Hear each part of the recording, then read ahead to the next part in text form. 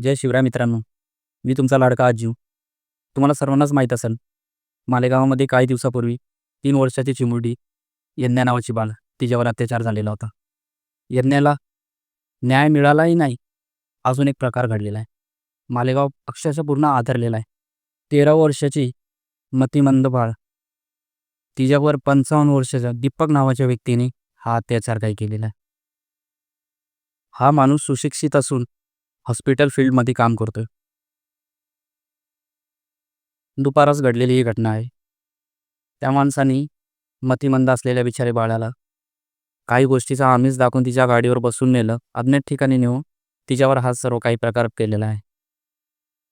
मला तर बोलायची पण लाज वाटते यार. 3 वर्षाची, 13 वर्षाची पोरीवर तुम्ही असा अत्याचार करू तरी कसे शकतात? मला ते विचार करूनच मला कसं तरी वाटतंय. ते कृत्य तुम्ही करतात तरी कसं काय? आपण राहतोय कुठं? महाराष्ट्रात. छत्रपती शिवाजी महाराज यांच्या शासनामध्ये राहतो. आपण त्यांचे मावळे म्हणतो. अरे लाज वाटली पाहिजे तुम्हाला. महाराजांच्या राज्यामध्ये असे काही प्रकार घडतात. त्यांच्या काळामध्ये परत स्त्रीला वाईट नजरेने तरी बघितले ना, तरी त्यांचे डोळे काढण्यात येत होते. त्यांचे हात कापण्यात येत होते. आज चाललंय का महाराष्ट्रामध्ये मला काहीच कळत नाही. त्या लोकांच्या त्या भावना मेलेल्या आहेत का? 3 वर्षाची, 13 वर्षाच्या पोरींचा विचार तरी कसं करू शकतात हे असं होतं कृत्य करताना?